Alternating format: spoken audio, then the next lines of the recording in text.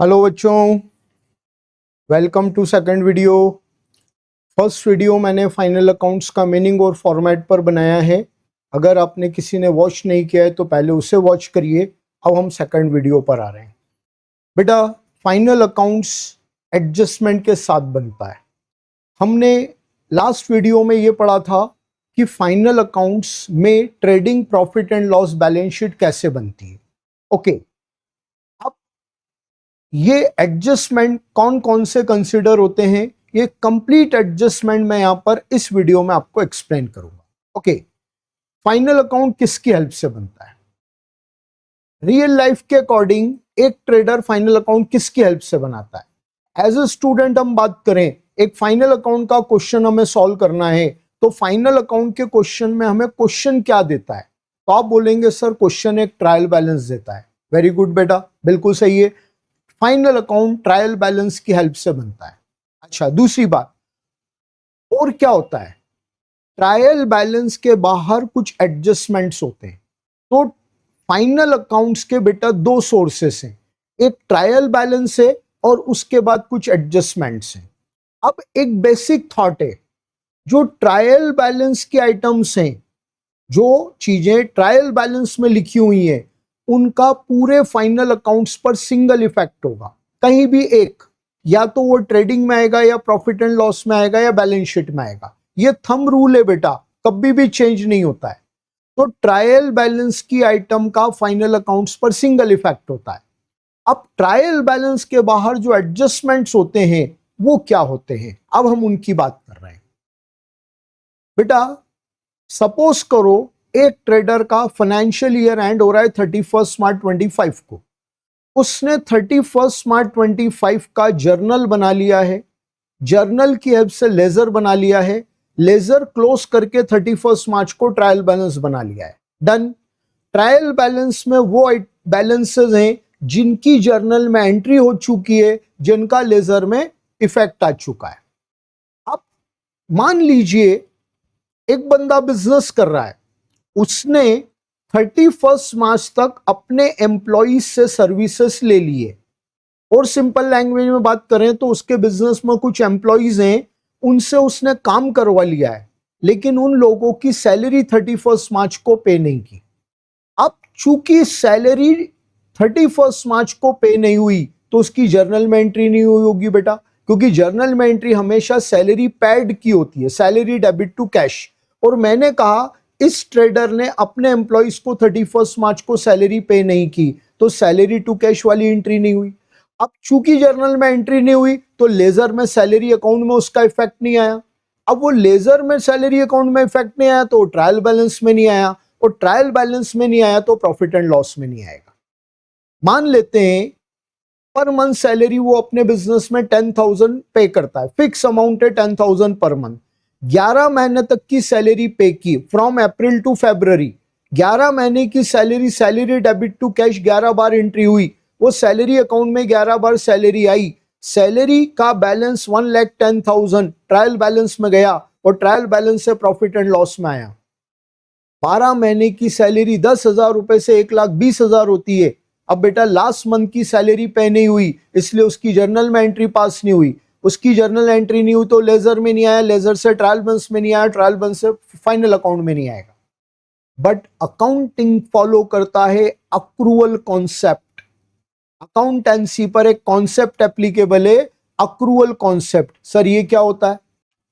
बेटा accrual concept का meaning है all expenses are to be shown in final accounts on due basis।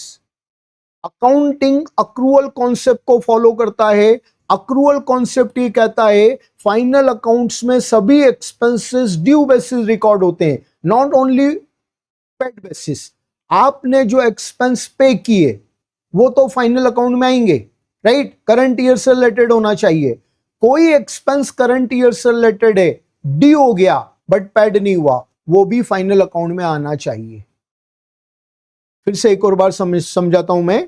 All expenses are to be shown in final accounts on due basis. सबसे पहले तो ये समझो ये एक्सपेंड ड्यू होना क्या होता है। जैसे ही आप कोई सर्विस लेते हो एक्सपेंड ड्यू हो जाता है। Service received and expense become due. और अकाउंट कहता है सर्विस ले ली, एक्सपेंस ड्यू हो गया, पेड हुआ हो या ना हुआ हो, फाइनल अकाउंट में आना चाहिए।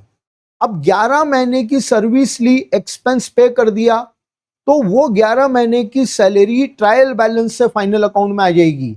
लास्ट मंथ की सैलरी के अगेंस्ट सर्विसेज ले लिए, पेमेंट नहीं किया है, तो वो एडजस्टमेंट के थ्रू फाइनल अकाउंट में आएगा। इसको हम कहते हैं एडजस्टमेंट।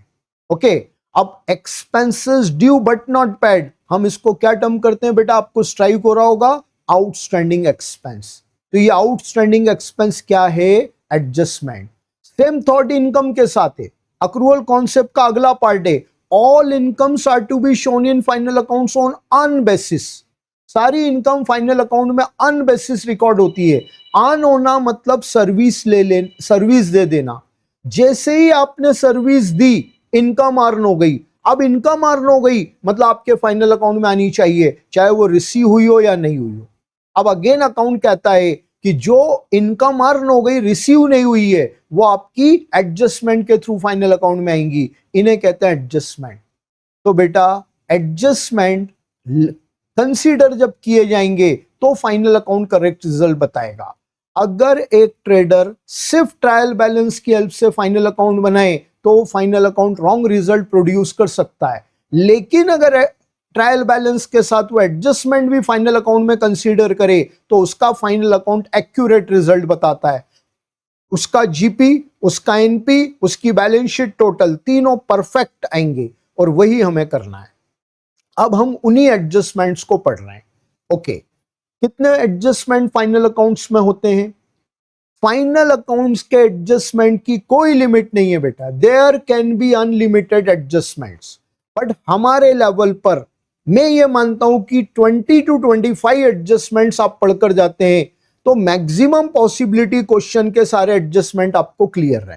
मैंने ये नहीं कहा कि 100% है बेटा, कुछ भी हो सकता है। बट 25 एडजस्टमेंट पढ़ने के बाद ये पॉसिबिलिटी है कि आपके क्वेश्चन के सारे एडजस्टमेंट्स आपको नोन हो और वन बाय वन वही एडजस्टमेंट मैं अब आपको एक्सप्लेन कर रहा हूं। ठीक, एडजस्टमेंट का फाइनल अकाउंट में क्या रोल है बेटा? अभी मैंने आपको एक थॉट दिया, फिर से रिपीट कर रहा हूं। ट्रायल बैलेंस में लिखी हुई आइटम का पूरे फाइनल अकाउंट पर सिंगल इफेक्ट होगा। या तो वो ट्रेडिंग अकाउंट में आएगी, या वो प्रॉफिट एंड लॉस में आएगी, या वो बैलेंस शीट में आएगी। बट जो एडजस्टमेंट होते हैं उनके फाइनल अकाउंट में डबल इफेक्ट होते हैं। एक ही एडजस्टमेंट फाइनल अकाउंट में 2 बार इफेक्ट होगा, एक ट्रेडिंग में, दूसरा P&L में। ये एग्जांपल दे रहा हूं बेटा मैं, एक ट्रेडिंग में, दूसरा प्रॉफिट एंड लॉस में, या फिर एक ट्रेडिंग में, दूसरा बैलेंस शीट में, या फिर एक प्रॉफिट एंड लॉस में, एक बैलेंस शीट में। आप बोलोगे सर इतने ऑप्शन पर आप बात करो, एक क्लियर बात करो ना। नहीं बेटा, एडजस्टमेंट टू एडजस्टमेंट इनके इफेक्ट वरी करेंगे, बस वही हमें समझना है और लॉन्ग टर्म याद रखना है। ठीक है, हर एडजस्टमेंट का मीनिंग क्या है और उसके डबल इफेक्ट क्या है, ये वन बाय वन मैं आपको एक्सप्लेन कर रहा हूं। आपकी स्क्रीन पर ये एडजस्टमेंट लिखे हुए भी मिलेंगे, आप उसको देखते जाइए, समझते जाइए। फाइनल अकाउंट का सबसे पहला एडजस्टमेंट होता है क्लोजिंग स्टॉक। मैं ये बोलूंगा कि ये वो एडजस्टमेंट है जिसके बिना तो फाइनल अकाउंट बन ही नहीं सकता है। Right, closing stock. Closing stock, stock which have remain unsold at the last date of financial year. वो गुड्स जो ईयर एंडिंग डेट पर बिजनेस में अनसोल्ड रह गया है, बिना बिका बच गया है, उसे हम कहते हैं क्लोजिंग स्टॉक। साल के आखिरी दिन का बचा हुआ स्टॉक, राइट, क्लोजिंग स्टॉक। इस क्लोजिंग स्टॉक के बेटा फाइनल अकाउंट पर डबल इफेक्ट होते हैं। पहला इफेक्ट होता है ट्रेडिंग अकाउंट के क्रेडिट साइड में और दूसरा इफेक्ट होता है बैलेंस शीट की asset side. Trading profit and loss balance sheet sequence से ट्रेडिंग अकाउंट के क्रेडिट में लिख दो और इसका सेकंड इफेक्ट बैलेंस शीट के एसेट्स में लिख दो। राइट, ये 2 इफेक्ट क्लोजिंग स्टॉक के। अगला एडजस्टमेंट है बेटा outstanding expense. Expenses those are due but not paid. Expense जो ड्यू हो गए लेकिन पेड नहीं हुए। सर ये ड्यू होना क्या होता है बेटा? सर्विस ले ली मींस एक्सपेंस ड्यू हो गया। अकाउंटेंसी ड्यू को इंपॉर्टेंस देता है। ड्यू होने का मतलब सर्विस लेना। जैसे ही आप किसी एक्सपेंस के रिस्पेक्ट में सर्विस ले लेते हो वो एक्सपेंस ड्यू हो जाता है। ठीक है। लेकिन यहां क्या हुआ, ड्यू हुआ बट पेड नहीं हुआ, तो उसको हम टर्म करेंगे आउटस्टैंडिंग एक्सपेंस। अब आउटस्टैंडिंग एक्सपेंस के डबल इफेक्ट क्या है, मेरा क्लासरूम एक्सपीरियंस है, मोस्टली बच्चे ये आंसर देते हैं सर ये प्रॉफिट एंड लॉस डेबिट में आता है। मैं इसको अलग तरीके से डील करने की एडवाइस दूंगा, कभी भी गलत नहीं होगा। आप उसको ऐसे याद मत रखो पी एंड एल में डेबिट होगा, आप उसको ऐसे याद रखो added to related expense. Sir ऐसा आप क्यों बोल रहे हो, बेटा अगर आउटस्टैंडिंग सैलरी हुई तो वो सैलरी में add P and L debit में आएगा, आपका आंसर बिल्कुल सही होगा। बट एक बात बताओ, अगर आप याद करके जा रहे हो पी एंड एल में डेबिट और अगर आउटस्टैंडिंग वेजेस आ गया तो गलत नहीं हो जाएगा ना बेटा, तो इसे नहीं करना। बिल्कुल परफेक्ट क्या होगा, आउटस्टैंडिंग वेजेस वेजेस में ऐड कर देंगे, आउटस्टैंडिंग सैलरी सैलरी में ऐड करेंगे, आउटस्टैंडिंग रेंट रेंट में ऐड कर देंगे। अब रिलेटेड एक्सपेंस ट्रेडिंग में आ रहा है तो ट्रेडिंग में, पी एंड एल में आ रहा है तो पी एंड एल में, कभी भी गलत नहीं होगा। तो पहला इफेक्ट क्या हुआ बेटा, added to related expense. Second effect क्या हुआ, shown in liability side of balance sheet. अब चूंकि एक्सपेंस करंट ईयर में डी हो गया, करंट ईयर का एक्सपेंस है इसलिए ट्रेडिंग या पी एंड एल में डेबिट में आ गया। पेमेंट नहीं किया, आज नहीं किया, कल करना पड़ेगा, तो सेकंड वे ये लाइबिलिटी हो गई, इसलिए बैलेंस शीट लाइबिलिटी में आ गया। डन बेटा जी। चलो अगला एडजस्टमेंट है प्रीपेड एक्सपेंस। बेटा प्रीपेड का एक सिनोनिम है अनएक्सपायर्ड एक्सपेंस। प्रीपेड नाम से ही क्लियर हो गया, जो पहले से पेड कर दिया। Expenses those are paid but not due, expenses those are paid but not due, वो एक्सपेंसेस जो पेड हो गए लेकिन ड्यू नहीं हुए, ड्यू होंगे नेक्स्ट ईयर। मतलब सर्विस लेंगे नेक्स्ट ईयर, उस एक्सपेंस का पेमेंट आज ही कर दिया तो वो एक्सपेंस बन जाएगा प्रीपेड एक्सपेंस, राइट। जैसे मान लीजिए एक टॉप लोकेशन की बिल्डिंग रेंट पर अवेलेबल है, आपको अपना बिजनेस करने के लिए एक रेंटेड शॉप की रिक्वायरमेंट है, लोकेशन बढ़िया है, आपने कांटेक्ट किया लैंडलॉर्ड से, लैंडलॉर्ड बोलता है भाई 1 अप्रैल से पोजीशन लोगे, राइट, मुझे किराया 6 महीने का आज ही एडवांस चाहिए। आपने अगले 6 महीने का किराया मार्च में ही पे कर दिया, तो बेटा ये बन जाएगा प्रीपेड रेंट, ठीक है।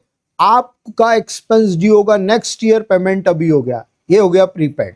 अब प्रीपेड के डबल इफेक्ट क्या होंगे बेटा, डिडक्ट फ्रॉम रिलेटेड एक्सपेंस, जिस एक्सपेंस से रिलेटेड प्रीपेड है उस एक्सपेंस से माइनस कर दो।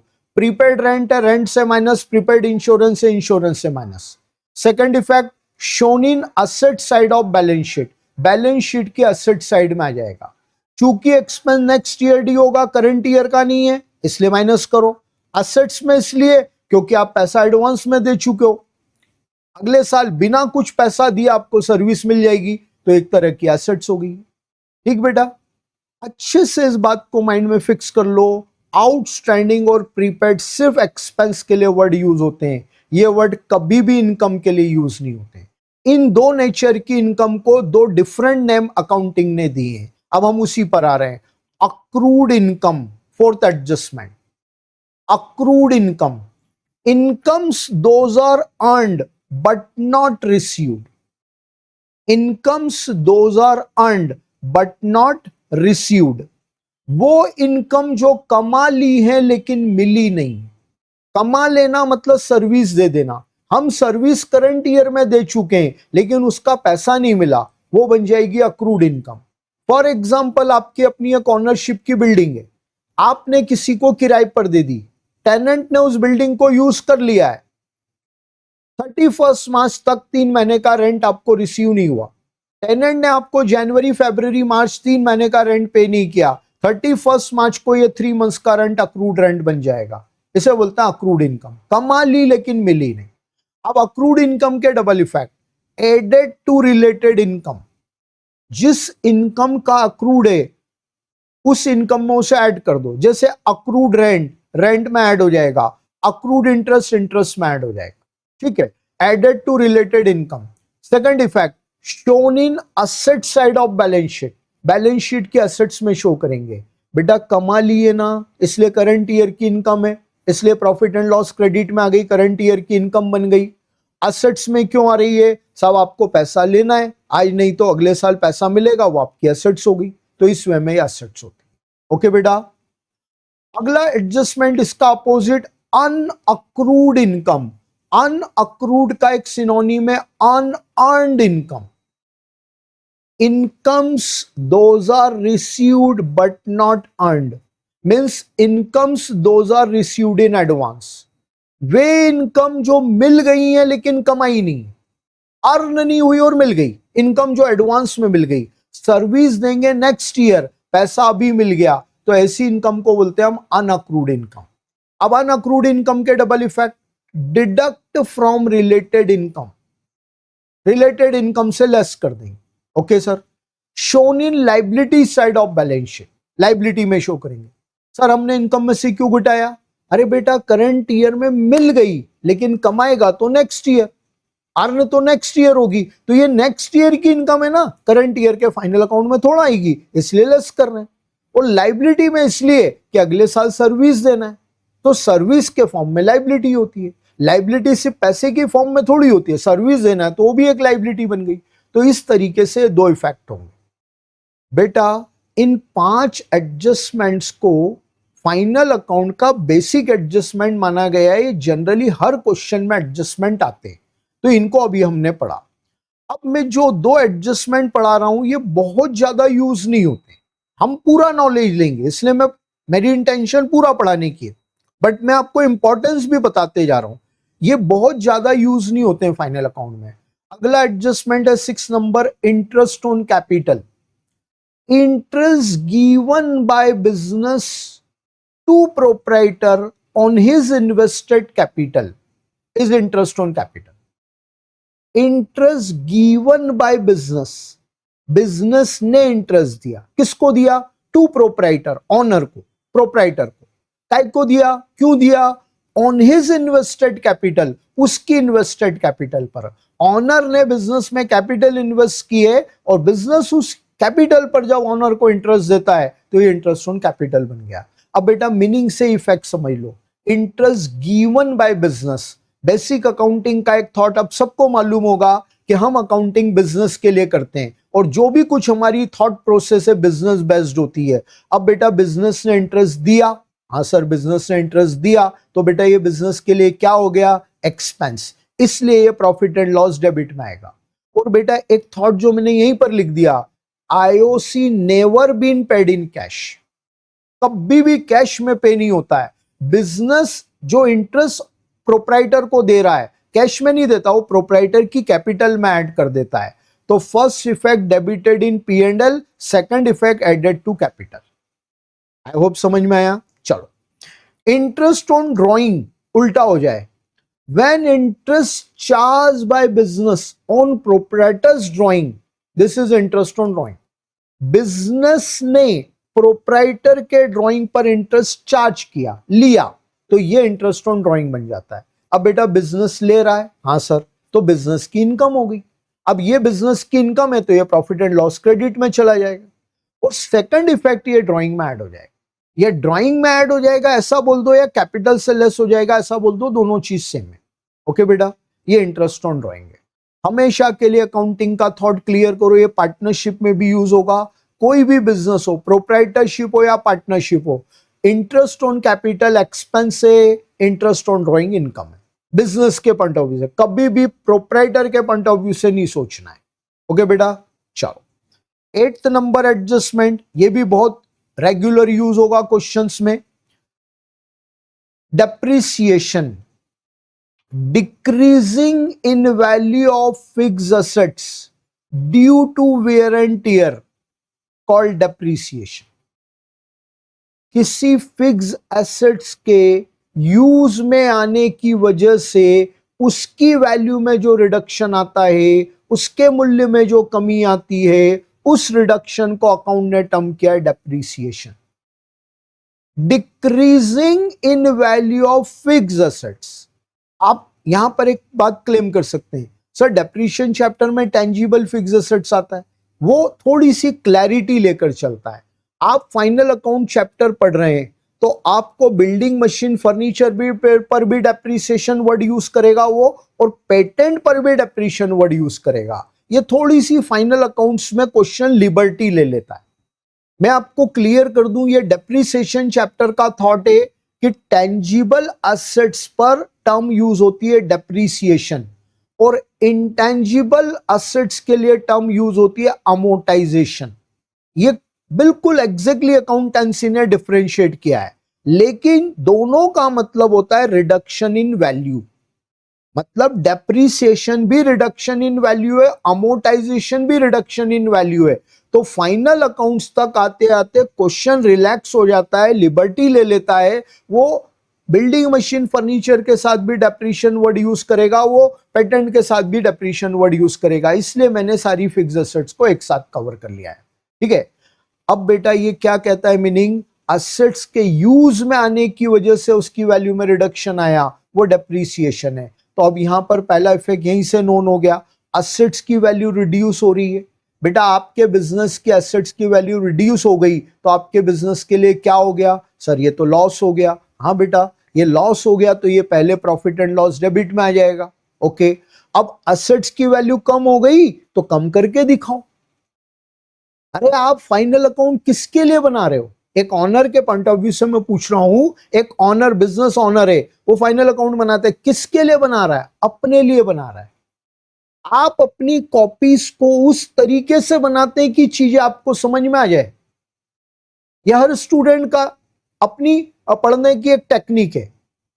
मैं आप समझता हूं आप सब एग्री करोगे, हाँ सर हम अपनी कॉपी बनाते हैं ताकि हमें समझ में आ जाए। बस बेटा हर बिजनेस जो फाइनल अकाउंट बनाता है अपने लिए बनाता है। मान लो 1 लाख का फर्नीचर खरीदा, आज पूरे साल यूज करने के बाद 90,000 रह गया, तो बेटा बैलेंस शीट में अपना फर्नीचर 1 लाख क्यों दिखाएं? ये चीटिंग हो जाएगी, ये विंडो ड्रेसिंग हो जाएगी। ठीक है ना, आप फर्नीचर अगर 90 हो गया तो 90 ही दिखाओ ना, ताकि आपको रियल वैल्यू मालूम रहे। इसलिए इसका सेकंड इफेक्ट क्या होता है, रिलेटेड एसेट से minus. Double effect, P&L debit, deduct from related assets. बेटा इन 8 एडजस्टमेंट्स को अकाउंटेंसी ने बेसिक एडजस्टमेंट की कैटेगरी में रखा है। अकाउंटेंसी ये मानती है कि मोर और लेस ये 8 एडजस्टमेंट हर बिजनेस में होते हैं। मैंने इन्हें मीनिंग के साथ इफेक्ट आपको पढ़ाया, राइट है। जो नोट्स आपके सामने दिख रहे हैं ये मीनिंग के साथ इफेक्ट आपको दिखा रहे हैं। अब मैं अगली शीट से जो एडजस्टमेंट पढ़ाऊंगा, मेरे नोट्स की सेटिंग ऐसी, मैं क्लैरिटी दे रहा हूं, इसमें नेम ऑफ एडजस्टमेंट लिखा है और इफेक्ट लिखा है। यहां मैंने मीनिंग नहीं लिखा है, क्योंकि मैं अपनी क्लासरूम की में स्टूडेंट की कंफर्ट के लिए नोट्स बनाकर देता हूं। मैं अगर अब 9 ऑनवर्ड्स एडजस्टमेंट के मीनिंग के साथ ये नोट्स बनाता तो 2 पेजेस का नोट्स बजाय 2 पेज के 5 पेजेस का हो जाता। ठीक है, मेरा टीचिंग एक्सपीरियंस है, बच्चों की साइकोलॉजी, आप भी एग्री करोगे, आप सब स्टूडेंट हो। अगर नोट्स ज्यादा बड़े हो जाते हैं तो पढ़ने की इच्छा कम हो जाती। बस इस रीजन से 9 ऑनवर्ड्स, 9 और उसके बाद के एडजस्टमेंट के मीनिंग नहीं लिखे हैं। मीनिंग यहां पर समझेंगे और इफेक्ट अपन याद रखेंगे। बस आपको बार बार मीनिंग को समझने की और पढ़ने की जरूरत नहीं है। ये नोट्स किस इंटेंशन से बना है, 2 पेजेस के नोट सामने रखो, एडजस्टमेंट्स को रिवाइज कर लो, क्वेश्चन करना आसान हो जाएगा। अब नोट्स हैवी ना हो इसलिए उसको थोड़ा सा शिंक कर दिया है मैंने, और वो मीनिंग मैंने यहां से हटा दी। अब ये जो एडजस्टमेंट है इन्हें भी आप समझ लीजिए। इन्हीं के बेस पर मैं बड़े कॉन्फिडेंस से बोलता हूं, हर समय कहीं किसी भी अटेम्प्ट में एग्जाम में क्वेश्चन आया ही आएगा, मेजॉरिटी एडजस्टमेंट आपके पड़े हुए आएंगे। अब ये एडजस्टमेंट कौन कौन से? 9 नंबर का एडजस्टमेंट जो मेरी शीट में आपको दिख रहा है, गुड्स डोनेटेड, आप इसको बोल सकते हो goods given away as charity. बेटा गुड्स डोनेटेड और goods given away as charity, एक ट्रेडर ने अपने बिजनेस का गुड्स किसी को चैरिटी में दे दिया। देखो एक एडजस्टमेंट नहीं है, ये 4 एडजस्टमेंट है, सिमिलर नेचर के, एक साथ लिख दिए। क्वेश्चन में जब भी एडजस्टमेंट बनेगा सिंगल नहीं 4 बनेंगे, right. Goods given away as charity, goods given away as free sample. कई ट्रेडर अपना प्रोडक्ट सक्सेसफुल करने के लिए उसको फ्री सैंपल में दे देते हैं। जैसे जियो ने जब इंडिया में अपना नेटवर्क लॉन्च किया था तो अपनी सिम लोगों को फ्री में दी थी। इसे कहते हैं goods given away free sample. Goods lost by fire, माल में आग लग गई, माल जल गया। फिर चौथा है withdraw by proprietor, means goods withdraw by proprietor.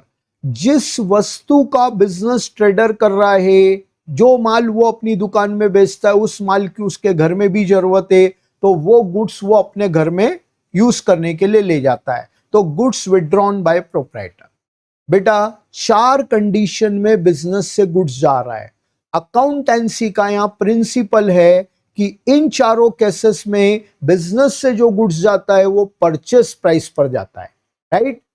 आप चैरिटी कर रहे हो, आप सैंपल में दे रहे हो, आपका गुड्स फायर हो गया, बेटा ये तीनों लॉसेस हैं। और अकाउंट का बेसिक प्रिंसिपल है losses always valued at cost price. हानियों को हमेशा पुस्तकों में लागत मूल्य पर दिखाया जाता है। ये अकाउंट का बेसिक थंब रूल है, प्रिंसिपल है। अब ये तीनों केसेस में जो गुड्स आ रहा है लॉस है, अरे बेटा लॉस में कहां प्रॉफिट जोड़ेगा, इसलिए गुड्स परचेस प्राइस पर जाता है। अच्छा सर, चौथा विड्रॉ बाय प्रोप्राइटर।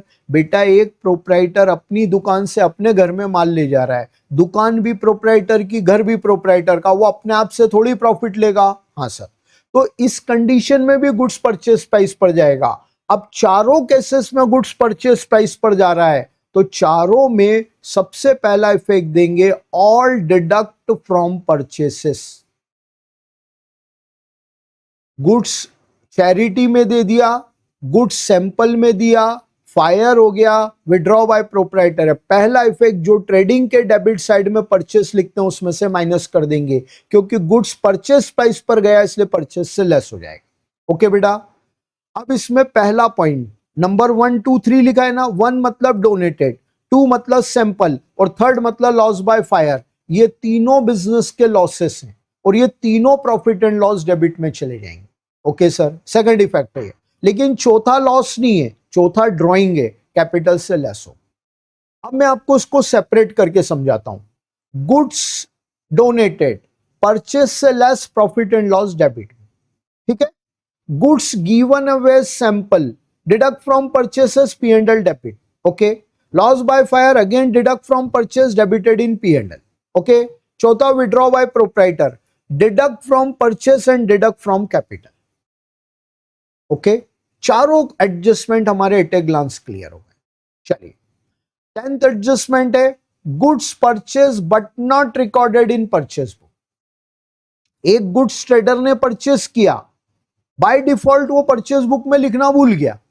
ओके, अब एक थॉट को आपको याद करना पड़ेगा, बेसिक अकाउंटिंग आपको नोन होगी। परचेस बुक में बेटा कौन से परचेस रिकॉर्ड होते हैं? सर परचेस बुक में क्रेडिट परचेस रिकॉर्ड होते हैं, बस ये याद रखना। इसमें इनडायरेक्टली ये कहना चाह रहा है कि ये क्रेडिट परचेस है जो बुक में रिकॉर्ड करना हम भूल गए, राइट है। अब क्रेडिट परचेस का कनेक्शन किससे होता है? माल उधार किससे खरीदते हो? सर क्रेडिटर से खरीदते हैं। बेटा एक चीज ध्यान रखना, क्रेडिटर का कनेक्शन क्रेडिट परचेस से है और डेटर का कनेक्शन क्रेडिट सेल से। आपने क्रेडिट परचेस किया और बुक में रिकॉर्ड नहीं किया, अब डबल इफेक्ट देना है, purchase mad creditor mad. Purchase में भी ऐड कर देंगे और क्रेडिटर में भी ऐड कर देंगे, ठीक है, डबल इफेक्ट हो गए। ऐसे एक और एडजस्टमेंट है 11 number, purchase of asset but recorded in purchase book. Assets खरीदा था, गलती से परचेस की तरह से लिख दिया, मतलब जैसे इसको ऐसे समझे, furniture purchase but recorded in purchase book, मतलब एंट्री करनी थी फर्नीचर टू कैश और बाय मिस्टेक एंट्री कर दी परचेस टू कैश। तो बेटा फर्नीचर एसेट्स में जाना चाहिए, ये परचेस ट्रेडिंग में आ गया, गलत हो गया, तो इसको क्या करेंगे, परचेस से माइनस और बैलेंस शीट एसेट्स में फर्नीचर में ऐड। डन बेटा। चलो इसके बाद 12th नंबर का ये जो एडजस्टमेंट है ये बहुत क्लासिक एडजस्टमेंट है बेटा, इसको भी मैं एक्सप्लेन कर रहा हूं। ये एडजस्टमेंट जब क्वेश्चन में, न्यूमेरिकल क्वेश्चन में आता है तो ये इस तरह से आता है, गुड्स कॉस्टिंग 1000, कुछ भी अमाउंट हो सकता है, मैंने ये एग्जांपल लिया है। Goods costing 1000 Saint on return basis for ₹1200।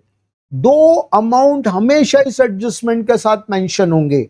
एक goods costing 1000 sale for 1200, cost 1000 है, सेल प्राइस 1200 रुपए। Treated as actual sale. सबसे पहली बात, goods sent on return basis, ये क्या होता है?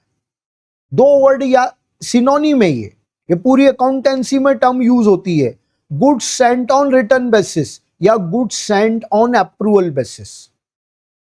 सर एक बार रिपीट करो बेटा। पहला वर्ड है goods sent on return basis, sale और रिटर्न बेसिस बोलते हैं इसको, ठीक है ना?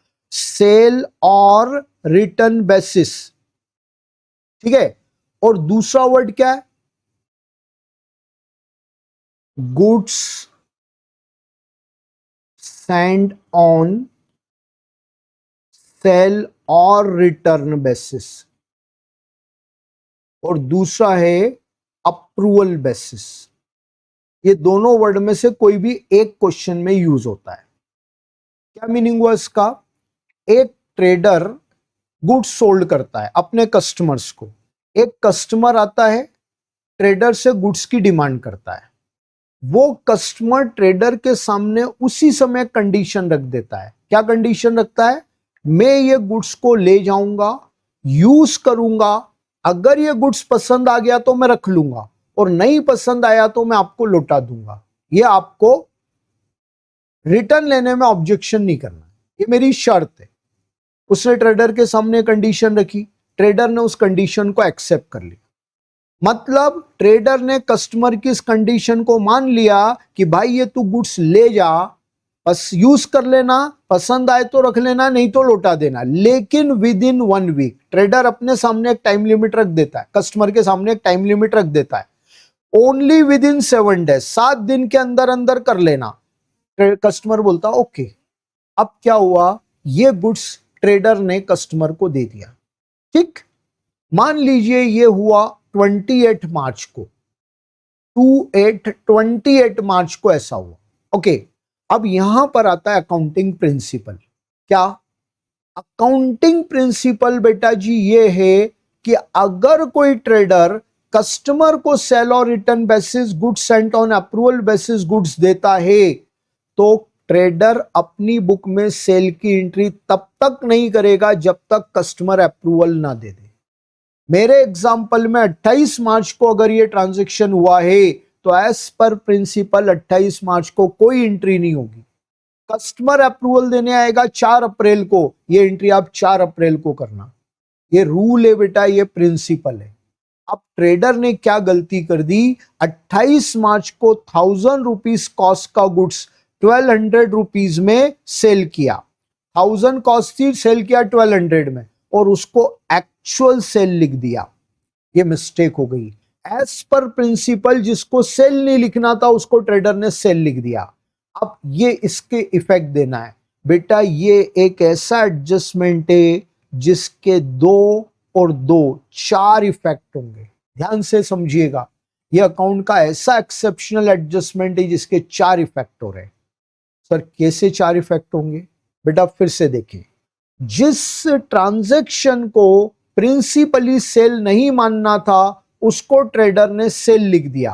क्या एंट्री कर दी होगी? डेटर टू सेल, जबकि एंट्री नहीं होनी थी।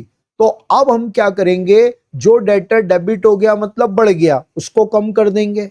जो सेल क्रेडिट हो गया बढ़ गया मतलब उसको भी कम कर देंगे। मींस इस ट्रेडर ने जो सेल का इफेक्ट दे दिया है उसको रिवर्स कर रहे हैं। तो डेटर से भी लेस और सेल से भी लेस। तो सर ये तो 2 ही हुए। हाँ बेटा अभी और 2 आएंगे, पहले इसको समझो। सेल से भी लेस, डेटर से भी लेस। अब बेटा 1000 कॉस्ट का गुड्स 1200 में सेल किया, तो सेल प्राइस को 1200 पर लिख दिया। तो सेल प्राइस को 1200 को डेटर और सेल से लेस करना है। यहां क्लियर लिखा है selling price deduct from both debtor and sale. Done बेटा जी? Yes sir. अब बेटा एक बात बताओ, 31 मार्च को ये गुड्स कहां पर है? 28 मार्च को ट्रेडर ने कस्टमर को 7 डेज की अप्रूवल पर ये गुड्स दिया था। हाँ सर दिया था। तो 31 मार्च अभी 3 ही दिन हुए, 7 दिन पूरे नहीं हुए, गुड्स कहां रखा है सर? ऑब्वियसली कस्टमर के घर पर रखा हुआ है। बिल्कुल सही है ना, क्योंकि कस्टमर उसको ट्राई कर रहा है, उसके घर में रखा हुआ है। अच्छा, अब दूसरी बात बताओ, इस गुड्स का ओनर कौन है, मालिक कौन है? सर ट्रेडर है। ट्रेडर क्यों है? क्योंकि ट्रेडर ने अब ये माल बेचा थोड़ा, ऑनर कस्टमर बनेगा ही नहीं, क्योंकि उसने अप्रूवल थोड़ी दी। तो इस कस्टमर के घर पर रखे हुए गुड्स का ऑनर ट्रेडर है। अब चूंकि गुड्स कस्टमर के घर पर रखा हुआ है, इसलिए ट्रेडर के स्टॉक में नहीं आया, बट ऑनर ट्रेडर है तो ट्रेडर के स्टॉक में आना चाहिए। तो इसके अगले 2 इफेक्ट क्या होंगे? क्लोजिंग स्टॉक में ऐड। क्लोजिंग स्टॉक अभी हमने 20 मिनट पहले पढ़ा, 2 लोकेशन पर आता है, trading credit, balance sheet assets, दोनों में ऐड कर देंगे। कौन सी प्राइस? Cost price.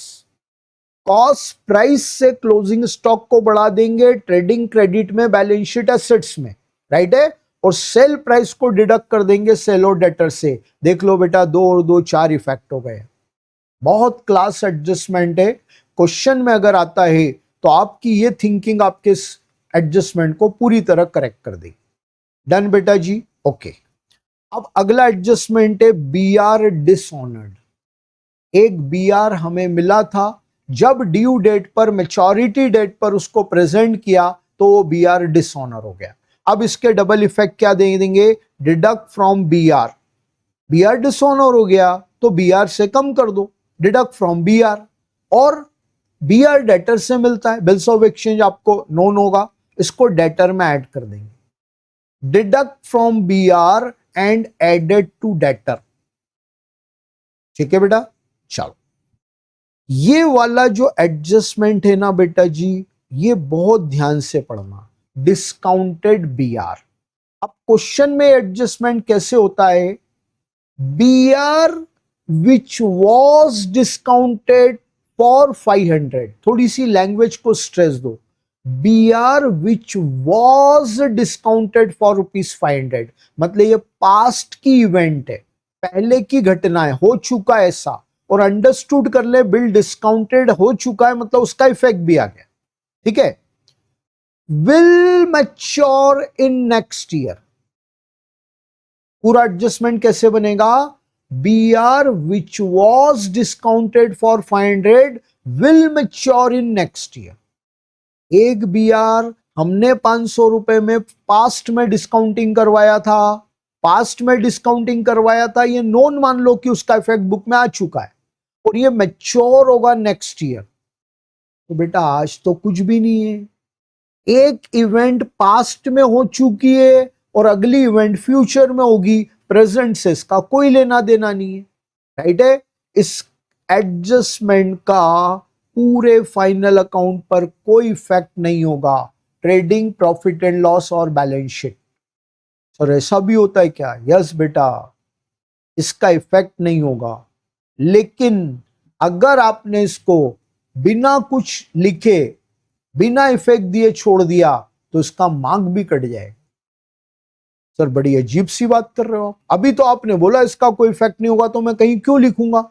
बेटा इफेक्ट नहीं होगा, लेकिन ये बैलेंस शीट में एज ए फुट नोट आता है। ये बैलेंस शीट में एज ए फुट नोट आता है। थोड़ा सा मैं क्लैरिटी देता हूं आपको। सर ये बैलेंस शीट में फुट नोट आता है, आपकी बात समझ में नहीं आई? तो बेटा मैं आपको अपनी बात समझा रहा हूं। ये एक बैलेंस शीट का फॉर्मेट है, ये एक बैलेंस शीट का फॉर्मेट है। अपन ने अभी पढ़ा फर्स्ट लेक्चर में, थोड़ा सा शॉर्ट में बताऊंगा मैं। Liability amount, assets amount. आप गिवन डेटा से अपनी बैलेंस शीट बनाएंगे। जो एसेट्स है, building, machine, furniture, data, stock, cash, सब लिख देंगे। लायबिलिटी में capital, BP, bank, OD, loan, everything, सारी लायबिलिटी। अच्छा ये टोटल है ना, ये टोटल है। टोटल के पहले बैलेंस शीट में फुटनोट देने का मतलब टोटल से पहले ये सभी एक्चुअल लायबिलिटी जिनके अमाउंट हैं सब लिख दिया। एट लास्ट आप यहां लिखेंगे कॉन्टिंजेंट लायबिलिटी। एक्चुअली बेटा इसको कहता है अकाउंट कॉन्टिंजेंट लायबिलिटी। क्या होता है मैं बताता हूं अभी। कंटिंजेंट लाइबिलिटी, इसका नाम है डिस्काउंटेड बीआर। ऐसा टाइटल देंगे अमाउंट इनर कॉलम में, और वो भी डबल अंडरलाइन से क्लोज कर देंगे। बेटा ये आउटर कॉलम है, अमाउंट की कॉलम यहां है, ठीक है ना, यहां मैंने नहीं लिखा, इसको कहते हैं foot note in balance sheet. बेटा ध्यान से समझना मेरी बात, capital, BP, creditor, bank OD, ये सब आपने लिखा, बेटा इनको कहते हैं श्योर लाइबिलिटी। श्योर लाइबिलिटी मतलब पेमेंट करना ही है, कंफर्म लौटाना ही है। कंटिंजेंट लाइबिलिटी, डाउटफुल लाइबिलिटी और कंटिंजेंट लाइबिलिटी। डाउटफुल लाइबिलिटी का मतलब ऐसी लाइबिलिटी जिसका पेमेंट करना भी पड़ सकता है और जिससे आप फ्री भी हो सकते। श्योरिटी आज कुछ भी नहीं है, डाउटफुल है ये श्योरिटी होगी फ्यूचर में। अब जैसे हमने बिल को पास्ट से मैं बैंक से डिस्काउंटिंग करवा लिया, आप बिल्स ऑफ एक्सचेंज का नॉलेज है, मैं नॉन मानकर चीज आपको बता रहा हूं। बिल डिस्काउंटेड करवा लिया मतलब बैंक को बीआर दे दिया, बीआर का पैसा बैंक से ले लिया। अंडरस्टूड, ये माना जाता है कि bank due date, maturity date पर ये बिल ड्रॉवर पर प्रेजेंट कर, ड्रॉवी पर प्रेजेंट करेगा, मतलब डेटर पर प्रेजेंट करेगा और डेटर से पैसा मिल जाएगा। ठीक है, अब मैच्योरिटी डेट नेक्स्ट ईयर आएगी, बैंक नेक्स्ट ईयर हमारे डेटर से पैसा मांगने जाएगा और पॉजिटिव रहा, डेटर ने पेमेंट कर दिया, तो कोई लाइबिलिटी नहीं बनी, हम फ्री हो गए। ठीक है ना। अब मान लो फ्यूचर में जब मैच्योरिटी डेट आई, बैंक ने डेटर पर बिल प्रेजेंट किया और डेटर ने पेमेंट करने से मना कर दिया, तो बैंक तो हमसे पैसा मांगेगी, हमें देना पड़ेगा। तो आज श्योरिटी से आप नहीं बोल सकते हो कि मैच्योरिटी पर आपका डेटर पेमेंट कर देगा या डिनाई करेगा, इसलिए ये बनती है कंटिंजेंट लाइबिलिटी। तो आपको हमेशा इसको एज ए फुटनोट शो करना। डन बेटा। चलो, इसके बाद अगला एडजस्टमेंट आता है आपका, ये भी बहुत अच्छा एडजस्टमेंट है। क्या? Some amount receivable from a certain person which include in debtor, some amount payable to that person which include in creditor. बेटा अब मैं आपको इसको एक एग्जांपल से समझाता हूं तो लैंग्वेज जल्दी समझ में आ जाएगी। ₹5,000 due from Shyam, due from Shyam which include in debtor, ₹5,000 due from Shyam which include in debtor। 5,000 रुपए श्याम से लेना है, वो डेटर में इंक्लूड है। ₹3,000 पेबल टू दैट श्याम, उसी श्याम को 3,000 पे करना है, विच इंक्लूड इन क्रेडिटर। एक कॉमन बंदा है श्याम, श्याम नाम के हजारों लोग हैं, लाखों लोग हैं, लेकिन हम जो श्याम की बात कर रहे हैं वो एक कॉमन पर्सन है। उस श्याम से 5,000 रुपए लेना है, वो डेटर में इंक्लूड है। उस श्याम को 3,000 रुपए देना है, वो क्रेडिटर में इंक्लूड है। ये एडजस्टमेंट बस ऐसे लिखा हुआ क्वेश्चन में। अब इफेक्ट कैसे दोगे आप? जितना अमाउंट लेना है, जितना अमाउंट देना है, उन दोनों अमाउंट में से जो छोटा अमाउंट है वो डेटर और क्रेडिटर दोनों से लेस करो। रिसीवेबल अमाउंट और payable amount which ever is less will be deduct from both debtor and creditor. मेरे एग्जांपल में शाम से 5,000 लेना है, हाँ सर। शाम को 3,000 पे करना है, यस सर। 5,000 और 3,000 विच एवर इज लेस, छोटा कौन सा सर? 3,000। बस 3,000 तू डेटर से भी लेस कर, 3,000 क्रेडिटर से भी लेस कर, हो गया इफेक्ट। ओके बेटा, ये इफेक्ट इसी तरह दिया जाता है। कई टीचर्स इसके बारे में क्या बोलते हैं, difference amount will be deduct from debtor and creditor. अच्छे से मैं आपको क्लियर कर दूं, वो रॉन्ग हो जाएगा। देखो इसका लॉजिक समझाता हूं। मैंने क्या बोला, 5,000 लेना, 3,000 देना। छोटा अमाउंट कौन सा? 3, डेटर से भी लेस, क्रेडिटर से भी लेस। अब इसको प्रूफ करते हैं। शाम से 5,000 हमें लेना है, उसको 3,000 पे करना। हम शाम को बुलाएंगे, भाई आजा एक मीटिंग करनी है। शाम आया, हमने उसको क्लियर किया, देख भाई तेरे से हमें 5,000 लेना है। उसने कहा हाँ बिल्कुल सही है। हमें तुझे 3,000 देना है। उसने कहा ये भी सही है। एक काम करते हैं ना, 3 से 3 कैंसिल कर देते, वो एग्री हो जाएगा, क्योंकि किसी को कोई लॉस थोड़ी हो रहा है। हमें तेरे से 5,000 लेना है, 3,000 देना है, एक काम 3 से 3 कैंसिल। बोला हाँ ओके, नलीफाई कर दिया। 2,000 अब हमें तेरे से लेना है। ओके बस। अब देखो 5,000 डेटर में इंक्लूड है एट प्रेजेंट, आपने 3,000 लेस कर दिया तो 2 डेटर बचे।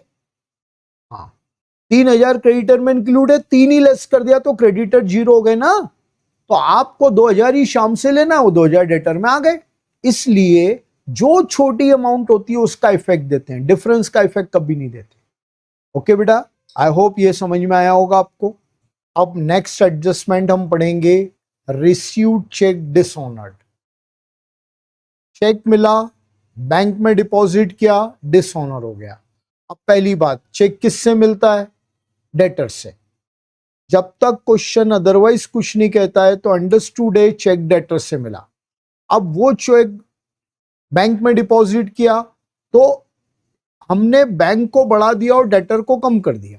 जैसे बेसिक अकाउंटिंग पर आए, cheque receive from debtor deposited into bank, क्या जनरल एंट्री करते हो? Sir bank to debtor.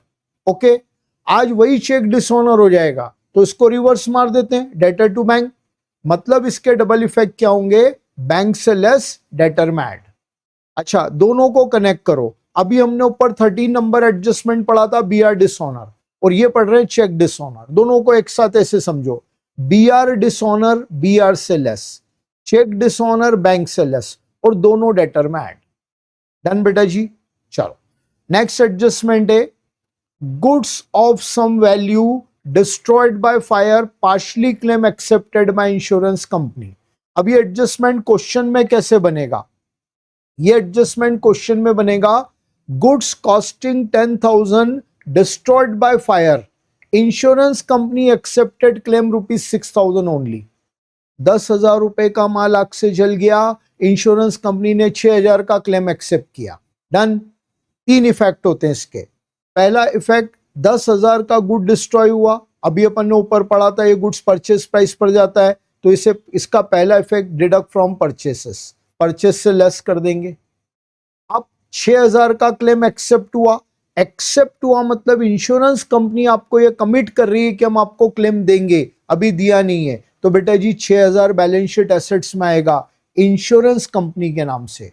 कई बच्चे इसमें मिस्टेक करते हैं, वो 6,000 को कैश या बैंक में ऐड कर देते हैं। बेटा ऐसा नहीं करना, क्लेम एक्सेप्ट हुआ है, मिला नहीं है। ओके, इसलिए इंश्योरेंस कंपनी के नाम से आपकी एसेट्स बन जाएगी। अच्छा, 10,000 रुपए परचेस से लेस किया, 6,000 रुपए बैलेंस शीट एसेट्स में इंश्योरेंस कंपनी के नाम से लिखा, डिफरेंस 4,000 क्या है? लॉस, लॉस बाय फायर, और ये प्रॉफिट एंड लॉस डेबिट में आ जाएगा। ओके, 10,000 परचेस से लेस, 6,000 बैलेंस शीट एसेट्स में इंश्योरेंस कंपनी के नाम से, और डिफरेंस 4,000 P&L डेबिट में। ओके बेटा, चलिए next adjustment, car is partially use in personally. जैसे क्वेश्चन ने आपको ट्रायल बैलेंस में कार दी है, बैलेंस शीट एसेट्स में आएगी। कार एक्सपेंस दिए, प्रॉफिट एंड लॉस डेबिट में आएंगे। डेप ऑन कार चार्ज करना है, प्रॉफिट एंड लॉस डेबिट में आएगा। नॉर्मली ऐसा ट्रीटमेंट होता है। Okay sir. अब नीचे एडजस्टमेंट में लिख दिया 1/3 of car use in personally, मतलब पूरे ईयर कार जितनी यूज हुई है उसका 1/3 पर्सनल यूज में आया, घर के लिए यूज हुआ, और 2/3 बिजनेस के लिए यूज हुआ। ठीक है, तो जो कार एक्सपेंस और dep on car profit and loss debit में लिखेंगे, 2 car expense 2 dep on car जो प्रॉफिट एंड लॉस डेबिट में लिखा, उसका 1/3 प्रॉफिट एंड लॉस डेबिट से माइनस कर देंगे, और ये 1/3 जो प्रॉफिट एंड लॉस डेबिट से माइनस किया उसको ड्राइंग में ऐड कर देंगे। ठीक है, इसको मैं आपको राइटिंग में बताता हूं। आपका क्वेश्चन दे रहा है कार एक्सपेंस 12,000, ये प्रॉफिट एंड लॉस अकाउंट है। ठीक है, अब इसमें दिया है 2 कार एक्सपेंस 12,000, आप ऐसे इनर कॉलम में लिख दो।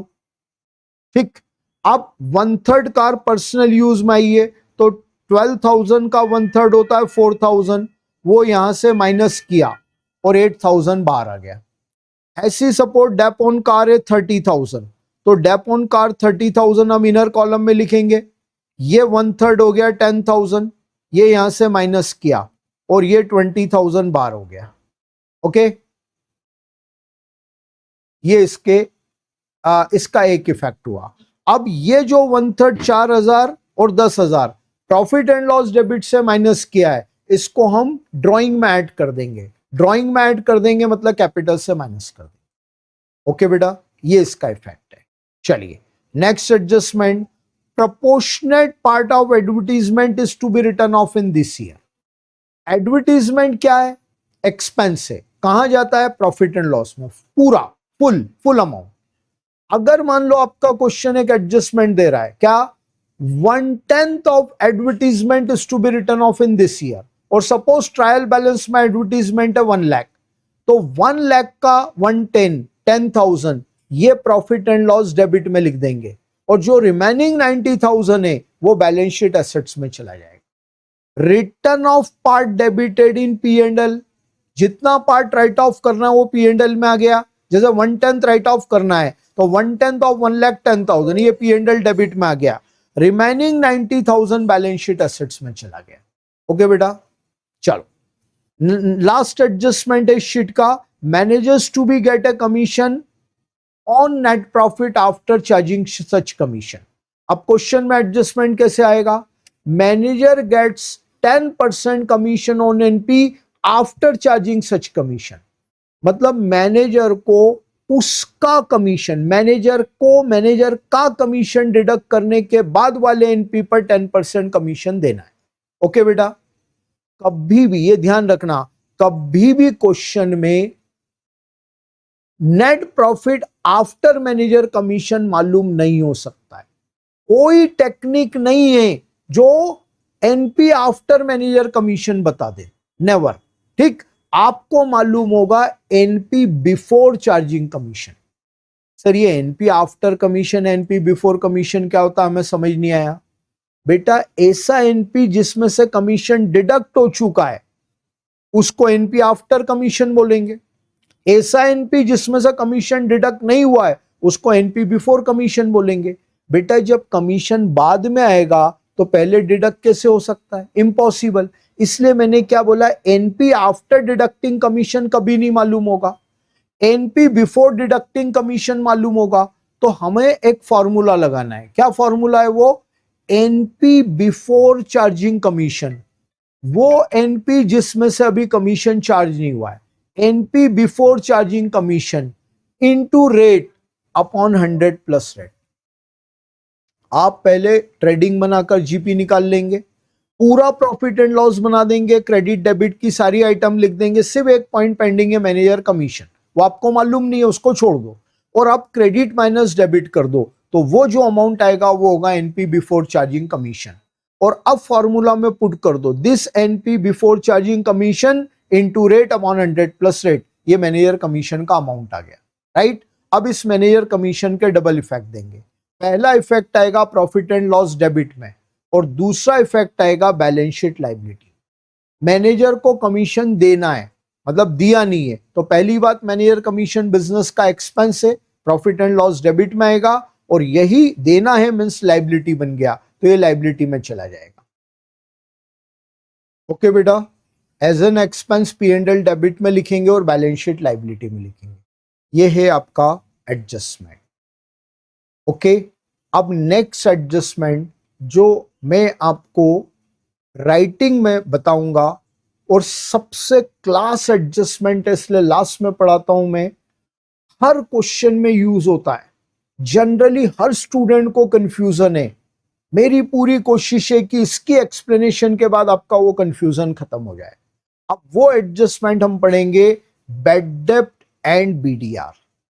ओके, कौन सा एडजस्टमेंट है? बैड डेब्ट एंड बीडीआर। एक पूरी सीरीज है जिसमें 4 पॉइंट आते हैं, चारों को 1 बाय 1 समझेंगे और उसके बाद उसको फाइनल अकाउंट में कैसे प्रेजेंट करते हैं वो देखेंगे। ओके, चलिए अब आते हैं अपन बैड डेब्ट एंड बीडीआर। बेटा क्वेश्चन हमें एक ट्रायल बैलेंस देता है, कुछ एडजस्टमेंट्स देता है और हमें फाइनल अकाउंट्स बनाना है, ऐसा मैंने अभी पहले भी कहा था। अब एट फर्स्ट क्वेश्चन हमें ट्रायल बैलेंस दे रहा है। ट्रायल बैलेंस के डेबिट साइड में हमें एक बैड डेब्ट मिलेगा। मैंने आपको अभी स्टार्टिंग फेज में बताया था, फिर से बात को रिपीट कर रहा हूं, ट्रायल बैलेंस के आइटम का सिंगल इफेक्ट होता है, एडजस्टमेंट के डबल इफेक्ट होते हैं। क्वेश्चन ने ट्रायल बैलेंस के डेबिट साइड में हमें बैड डेब्ट दिया हुआ है। ये जो ट्रायल बैलेंस का बैड डेब्ट है बेटा जी, इसका सिंगल इफेक्ट होगा, और वो सिंगल इफेक्ट कहां पर होगा? प्रॉफिट एंड लॉस डेबिट में। ट्रेडर ने क्रेडिट सेल किया और बाद में उस अमाउंट की रिकवरी नहीं हुई तो बैड डेप्ट हो गया। जिस डेट पर बैड डेप्ट हुआ, ये बैड डेप्ट कब हुआ? During the year, from 1 April to 31 March, कभी भी जिस डेट पर बैड डेप्ट हुआ उसकी जर्नल एंट्री हुई, बैड डेप्ट टू डेटर, उस एंट्री से बैड डेप्ट नाम का एक अकाउंट ओपन हो गया। अब वो बैड डेप्ट ईयर एंड में ट्रायल बैलेंस में आ गया। अब चूंकि ये बैड डेप्ट ट्रायल बैलेंस में है इसलिए इसका सिंगल इफेक्ट होगा, और वो सिंगल इफेक्ट कहाँ होगा? प्रॉफिट एंड लॉस डेबिट में। ओके बेटा, अब ऐसा ही एक बैड डेप्ट हमें एडजस्टमेंट में मिलेगा। एडजस्टमेंट के में बैड डेप्ट दिया हुआ है, थोड़ा सा क्लियर कर लें, ये बैड डेप्ट रिजर्व नहीं समझा रहा हूं, बैड डेप्ट ही बता रहा हूं। अब ट्रायल बैलेंस के बाहर जो एडजस्टमेंट में बैड डेप्ट है वो डिफरेंट है। ट्रायल बैलेंस वाला बैड डेप्ट अलग है, एडजस्टमेंट वाला अलग है। एडजस्टमेंट वाले बैड डेप्ट को या तो न्यू बैड डेप्ट बोलते हैं या फर्दर बैड डेप्ट बोलते हैं। ठीक है, ये क्या है? ये ट्रायल बैलेंस बनाने के बाद डिस्क्लोज हुआ है। At the end of year 31 मार्च शाम को 7 बजे ट्रायल बैलेंस बन गया और 8 बजे ये बैड डेप्ट डिस्क्लोज हुआ, तो इस वजह से इस बैड डेप्ट की जर्नल एंट्री नहीं हो पाएगी। एक बार ट्रायल बैलेंस बन जाए फिर आप जर्नल लेजर में कुछ नहीं लिख सकते हैं, इस बैड डेप्ट की एंट्री नहीं होगी, इसका कोई अकाउंटिंग इफेक्ट नहीं होगा, ये ट्रायल बैलेंस में नहीं आएगा। बट ये बैड डेप्ट ड्यूरिंग द ईयर हुआ है इसलिए एडजस्टमेंट के थ्रू फाइनल अकाउंट में आएगा, इसको हम बोलेंगे न्यू बैड डेप्ट। अब बेटा जी ये न्यू बैड डेप्ट डबल इफेक्ट देगा क्योंकि एडजस्टमेंट में है। पहला इफेक्ट कहां जाएगा इसका इफेक्ट जाएगा profit and loss debit side में। ये जैसे ट्रायल बैलेंस वाला बैड डेप्ट लॉस है, ये वाला बैड डेप्ट लॉस है, वैसे ये वाला बैड डेप्ट भी लॉस है, दोनों सेम इफेक्ट देते हैं प्रॉफिट एंड लॉस डेबिट में। और सेकंड इफेक्ट होता है इसका डिडक्ट फ्रॉम डेटर। चूंकि मैंने अभी बताया इसकी जर्नल एंट्री नहीं हुई इसलिए आपको इसको सेकंड इफेक्ट में डेटर से माइनस करना होगा। ट्रायल बैलेंस के बैड डेप्ट का single effect profit and loss debit में, एडजस्टमेंट के double effect profit and loss debit में डेटर से लेस। डन बेटा जी। चलिए अगला पॉइंट समझने के लिए एक थॉट समझेंगे। ट्रायल बैलेंस में हमेशा एक डेटर की अमाउंट दी होगी, कुछ भी हो सकती है अमाउंट, हम बात नहीं कर रहे हैं। ट्रायल बैलेंस में क्वेश्चन ने डेटर की अमाउंट दी है। डेटर मतलब वे लोग जिनको क्रेडिट सेल किया और इनसे पैसा लेना है। अब यहाँ एक क्वेश्चन रेज होता है, डेटर का अमाउंट अपन एज्यूम कर लेते हैं, सपोज 1,20,000। ये 1,20,000 कब मिलेगा? ये 1,20,000 नेक्स्ट ईयर मिलेगा क्योंकि ये ईयर एंड हो चुका है। हमेशा ईयर एंड होने के बाद ट्रायल बैलेंस बनता है, अब उसमें कोई टाइम नहीं बचा है। ओके, तो ये रिकवरी नेक्स्ट ईयर होगी। अब ट्रेडर को ऐसी पॉसिबिलिटी लग रही है कि जब मैं नेक्स्ट ईयर इन डेटर से रिकवरी करने जाऊंगा, टोटल डेटर 1,20,000 के हैं, मुझे 1,20,000 नहीं मिलेगा, कुछ अमाउंट नेक्स्ट ईयर बैड हो सकता है। अब बेटा जी जिस अमाउंट के नेक्स्ट ईयर बैड होने की पॉसिबिलिटी है उसके लिए ट्रेडर एक रिजर्व या एक प्रोविजन बना लेगा और इसे हम नाम देंगे बैड डेप्ट रिजर्व और बैड डेप्ट प्रोविजन। दोनों वर्ड यूज होते हैं बेटा, कोई क्वेश्चन रिजर्व बोलता है, कोई क्वेश्चन प्रोविजन बोलता है। मैं हमेशा ऑब्लिक करके दोनों को रख देता हूं, ठीक है, जो भी यूज किया है क्वेश्चन ने। बैड डेप्ट रिजर्व और प्रोविजन फॉर बैड डेप्ट, क्या मीनिंग होता है सर इसका? Reserve created for probable bad डेप्ट, फ्यूचर में जिन बैड डेप्ट होने की पॉसिबिलिटी है उनके लिए करंट ईयर के प्रॉफिट से जो रिजर्व बनाया जाएगा वो है बैड डेप्ट रिजर्व। अब बेटा जी ये बैड डेप्ट रिजर्व जनरली क्वेश्चन में एक परसेंटेज के फॉर्म में होता है। मेरा एग्जांपल 5% है, ऐसा रूल मत बना लीजिएगा हर क्वेश्चन में 5 होता है। 2, 3, 5, 7, 8, 10 कुछ भी हो सकता है, right. Create BDR at 5% on debtor. Question बोल रहा है क्रिएट प्रोविजन फॉर बैड डेप्ट at 5% on debtor, create BDR at 5% on debtor. Understood है, ये 5% किसका? डेटर का। बट बेटा इस डेटर का नहीं। क्यों सर, अभी तो आप बोल रहे हो डेटर का 5%। हाँ बेटा डेटर का 5%, बट ट्रायल बैलेंस वाले डेटर का नहीं, ठीक है। मैं यहां पर थॉट लिख रहा हूं, BDR to be created on net debtor, BDR to be created on net debtor. हमेशा BDR नेट डेटर पर क्रिएट होता है। सर नेट डेटर का क्या मीनिंग हुआ? बेटा debtor as per trial balance, debtor as per trial balance, trial balance वाला debtor ले लीजिए। एड और less all adjustments related to debtor. आपको क्वेश्चन में केयरफुली वॉच करना पड़ेगा। First adjustment to last adjustment, जो एडजस्टमेंट डेटर को इफेक्ट कर रहा है, कोई एडजस्टमेंट डेटर में ऐड हो रहा है, कोई एडजस्टमेंट डेटर से लेस हो रहा है। अभी हम इसी वीडियो के प्रीवियस एडजस्टमेंट्स को रिकॉल कर लें, ठीक है। कुछ एग्जांपल दे रहा हूं। BR डिसऑनर, अभी हमने थोड़ी देर पहले इसी वीडियो में एडजस्टमेंट पढ़ा है। BR से लेस डेटर में ऐड, अब वो एडजस्टमेंट डेटर को ऐड कर रहा है, तो जितना अमाउंट BR डिसऑनर का वो डेटर में ऐड करो। चेक डिसऑनर, बैंक से लेस डेटर में ऐड, वो चेक डिसऑनर का जितना अमाउंट है डेटर में ऐड करो। Some amount receivable from any person, some amount payable to that person. 5000 शाम से लेना है, 3000 शाम को पे करना है। 5000 और 3000 which ever is less will be deduct from both debtor creditor. 5000 3000 दोनों में से जो कम हो डेटर से और क्रेडिटर दोनों से माइनस करेंगे, तो 3000 क्रेडिटर से माइनस किया।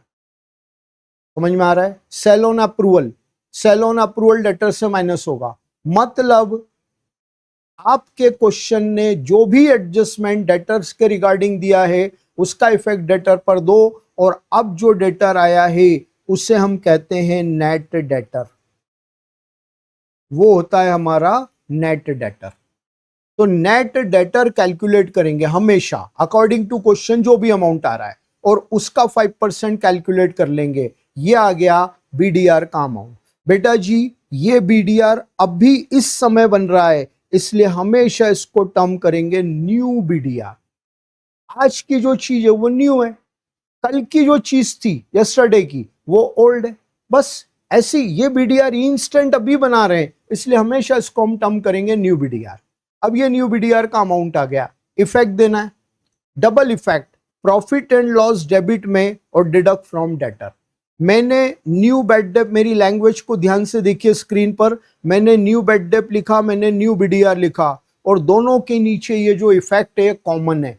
मतलब हमेशा न्यू बैड डेट हो या new BDR, common double effect, पहले pre profit and loss debit में, फिर डिडक्ट फ्रॉम डेटर।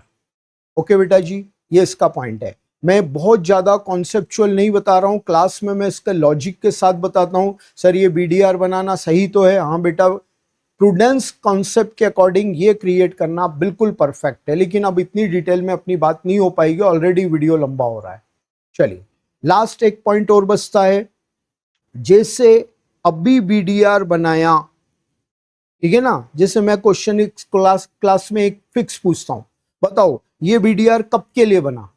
सर अभी आपने बताया नेक्स्ट ईयर कोई अमाउंट बैड हो सकता है, तो उसके लिए हमने प्रोविजन बनाया, मतलब ये BDR नेक्स्ट ईयर के लिए बना। ओके, अब जिस तरह से हमने ये BDR नेक्स्ट ईयर के लिए बनाया, ऐसा ही एक BDR प्रीवियस ईयर में बनाओ। जो लोग BDR बनाते हैं, जनरली BDR बनाना उनकी ट्रेडिशन है, परंपरा है, हर साल बनाते हैं।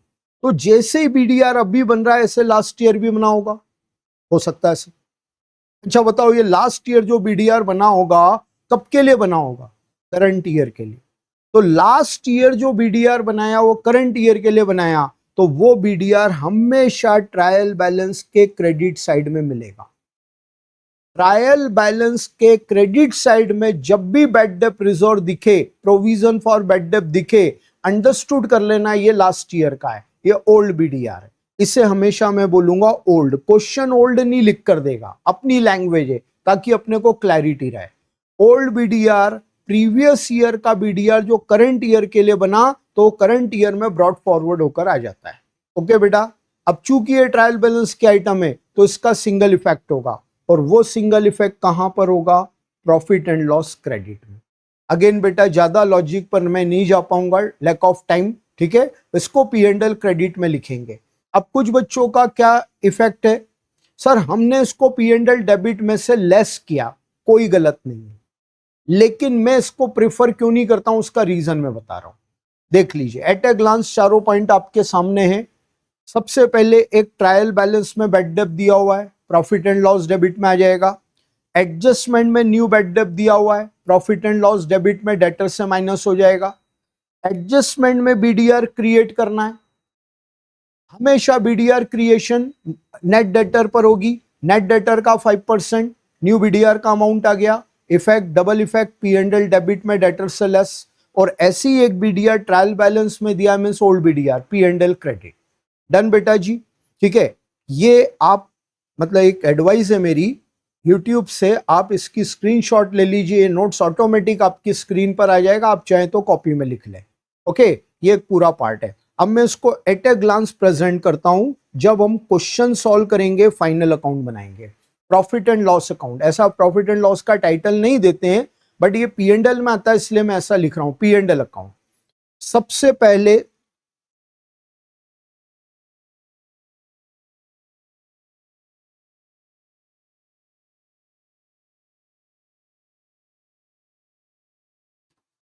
पहले लिख देंगे टू बैड डेब्ट, ठीक है। फिर यहां लिखेंगे टू न्यू बैड डेब्ट, ठीक है। फिर लिखेंगे टू न्यू बीडीआर। बेटा जी ऊपर मैंने आपको जो 3 पॉइंट्स बताए थे, ये बैड डेब्ट ट्रायल बैलेंस वाला है, ये न्यू बैड डेब्ट एडजस्टमेंट वाला, ये न्यू बीडीआर एडजस्टमेंट वाला। ये तीनों को 1 बाय 1 लिखेंगे, टोटल करके बाहर लिख दें। कोई जरूरी नहीं है कि आप कंबाइन यहां लिखें, आप चाहें तो तीनों को सेपरेट सेपरेट लिखें, कोई फर्क नहीं पड़ता है। ओके, अब ऐसे ही क्रेडिट में आ जाता है बाय ओल्ड बीडीआर। अब मैं क्लैरिटी दे देता हूं, जो लोग ओल्ड बीडीआर को डेबिट में लेस करके पढ़कर आए, इन तीनों की टोटल इनर कॉलम में लिख देते हैं और लेस कर देते हैं ओल्ड बीडीआर। यार बेटा जी एक बात बताओ, आप डेबिट में से लेस करो या क्रेडिट में शो करो, मैथमेटिकली कोई फर्क पड़ेगा? डेबिट से लेस किया या क्रेडिट में ऐड किया, दोनों एक ही है, इसलिए एनपी पर कभी कोई फर्क नहीं पड़ेगा, और ना ही ये कोई कॉन्सेप्चुअल रॉन्ग है। मैंने ये क्यों नहीं रेफर किया? 10 में से 6 क्वेश्चन में इस तीनों की टोटल ज्यादा होती है। फॉर एग्जाम्पल ये टोटल है 12,600 और ये टोटल कम होती है 9,000, तो डिफरेंस आ जाता है 3,600 बाहर, लाइक दिस। मैं अज्यूम कर रहा हूं तीन अमाउंट की टोटल 12,600 है और ओल्ड बीडीआर 9,000 है, रिमेनिंग 3,600 बाहर आ गया। बट 10 में से 2 क्वेश्चन में ऐसे भी बनते हैं कि ये जो टोटल है तीनों की, उसकी तुलना में ओल्ड बीडीआर ज्यादा है। इस 12,600 मान लेते हैं, ये 12,600 और ओल्ड बीडीआर है 15,000। अब बेटा जी यहां हो जाता है लोचा। क्या लोचा हो जाता है? 12,600 में से 15,000 लेस करोगे तो 2,400 माइनस में आ रहे हैं, हमें माइनस साइन दिखा नहीं, या फिर माइनस साइन दिख भी है लेकिन हमें ध्यान नहीं रहा कि इसको क्रेडिट में लिखना होता है, और गलती से हमने वो 2,400 डेबिट में लिख दिया। एनपी और बैलेंस शीट टोटल दोनों की बैंड बच जाती, और ऐसी मिस्टेक जनरली स्टूडेंट कर देता है। ये मिस्टेक अवॉइड करने के लिए मैं आपको कभी भी ओल्ड बीडीआर डेबिट से लेस करने की एडवाइस नहीं दूंगा, मैं हमेशा उसको क्रेडिट में लिखने की एडवाइस दूंगा, कभी भी मिस्टेक नहीं होगी। ये है बेटा आपका ये पॉइंट। अब ऐसे ही अगला जो प्रेजेंटेशन आता है वो बैलेंस शीट में आता है। Balance sheet, balance sheet format understood है, मैं शॉर्ट में बता रहा हूं बीडीआर की presentation. Balance sheet asset side में हम लिख देंगे डेटर इनर कॉलम में, और जो एडजस्टमेंट है वो अकॉर्डिंगली इफेक्ट करेगा, मैं उसकी बात नहीं कर रहा हूं, मैं सिर्फ बेड डेब्ट बता रहा हूं। यहां से लेस हो जाएगा न्यू बेड डेब्ट, यहां से लेस हो जाएगा न्यू बीडीआर। इन दोनों को लेस करने के बाद नेट अमाउंट बाहर आ जाती है। हो गया। ये एट ए ग्लांस उस बैड डेट बीडीआर का P&L में और बैलेंस शीट में प्रेजेंटेशन है। इसको अच्छे से दिमाग में रख लीजिए, कभी भी बैड डेट बीडीआर रॉन्ग नहीं होगा। ओके बेटा, ये इसका पूरा थॉट है। आप इसकी भी एक पिक ले लीजिए, स्क्रीनशॉट ले लीजिए, ये भी आपके रिकॉर्ड में रहेगा। ओके, अब दो एडजस्टमेंट में और बताऊंगा, इसी का एक्सटेंशन है provision for discount on debtor. अब आपका क्वेश्चन एक एडजस्टमेंट और दे रहा है, create provision for discount on debtor at 2%। Debtor को डिस्काउंट देने के लिए 2% प्रोविजन बनाइए। पॉइंट वहीं से कनेक्ट करता है। ट्रायल बैलेंस में डेटर 1,20,000 है। 5 मिनट पहले बोला मैंने इस डेटर से रिकवरी नेक्स्ट ईयर होगी। ठीक है, अब ये ट्रेडर चाहता है कि इन डेटर्स को जब पैसा मिलेगा, इनसे जब रिकवरी होगी मैं 2% डिस्काउंट दूंगा। अब डेफिनेटली रिकवरी नेक्स्ट ईयर होगी तो ये डिस्काउंट नेक्स्ट ईयर देगा। डिस्काउंट देने का डिसीजन इस साल लिया है, लेकिन रिकवरी नेक्स्ट ईयर होगी तो डिस्काउंट नेक्स्ट ईयर देंगे। अब एक बार अनाउंसमेंट कर दी अपने डेटर को कि हम आपको 2% डिस्काउंट देंगे, तो बेटा कंफर्म देना पड़ेगा, नहीं तो मिस कमिटमेंट हो जाएगा। अब ट्रेडर ने इस साल अनाउंस कर दिया अपने डेटर को कि आप जब भी हमें पेमेंट करोगे हम आपको 2% डिस्काउंट देंगे। अब नेक्स्ट ईयर रिकवरी होगी तो डिस्काउंट नेक्स्ट ईयर देंगे। नेक्स्ट ईयर डिस्काउंट देंगे बट अनाउंसमेंट करंट ईयर की है, तो ये करंट ईयर का लॉस होगा एज पर प्रूडेंस। अब आप अगेन इसके लिए एक प्रोविजन बनाएंगे, उसको कहते हैं provision for discount on debtor. सबसे पहले तो आप ये वाला थॉट रिकॉल कर लो, ट्रायल बैलेंस वाले डेटर में जो जो एडजस्टमेंट एडलस हो रहे हैं वो एडलस कर दो। मैंने ये समझाया बेटा, ट्रायल बैलेंस में जो डेटर दिए उसके एडजस्टमेंट एडलस कर दो। अब जो नेट डेटर बचा उस पर न्यू बीडीआर बना दो। ओके बेटा, मैं इसी से यहां से उठाऊंगा। ऊपर वाला जो नेट डेटर अभी निकला था जिसके ऊपर हमने बीडीआर बनाया, उस नेट डेटर में से न्यू बीडीआर भी लेस हो जाएगा, उसमें से न्यू बीडीआर भी लेस हो जाएगा। और अब जो डेटर बचा उसके ऊपर चार्ज होगा provision for discount on debtor. अच्छे से समझ लीजिए बेटा, पहले सारे एडजस्टमेंट का इफेक्ट देने के बाद नेट डेटर पर न्यू बीडीआर बनता है, फिर उसी नेट डेटर से न्यू बीडीआर भी लेस होता है, फिर provision for discount on debtor बनता है। मतलब एक सीक्वेंस से कभी भी provision for discount on debtor new BDR से पहले नहीं बनाना है। क्वेश्चन कई बार माइंड गेम करता है, पहले वो प्रोविजन बनाने को बोलता है फिर बीडीआर बनाने को बोलता है, और बच्चे वहां गलत कर देते। क्वेश्चन कहीं कोई भी सीक्वेंस दे, ट्रीटमेंट जो सॉल्यूशन बनता है उसमें फिक्स है, पहले सारे एडजस्टमेंट इफेक्ट होंगे, उसके बाद न्यू बीडीआर बनेगा, न्यू बीडीआर भी डिडक्ट होगा और फिर provision for discount on debtor बनेगा। ठीक बेटा जी, ये कैलकुलेशन से आप अमाउंट सही निकल लेंगे। अब इफेक्ट देना है, provision for discount on debtor मतलब अगले साल डिस्काउंट देंगे उसका प्रोविजन है, तो ये लॉस है, तो ये प्रॉफिट एंड लॉस डेबिट में आ जाएगा। और सेकंड इफेक्ट ये डेटर से माइनस हो जाएगा।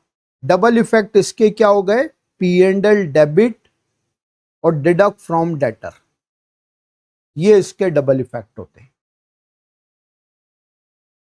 ओके बेटा, चलो इसी से कनेक्टेड एक और एडजस्टमेंट आता है, provision for discount on creditors. अब क्वेश्चन क्या बोल रहा है, आप क्रेडिटर पर भी प्रोविजन फॉर डिस्काउंट बनाओ। हमने कहा क्यों भैया, ये तभी होता है जब हमारे सारे क्रेडिटर ने हमें ऑफर किया है।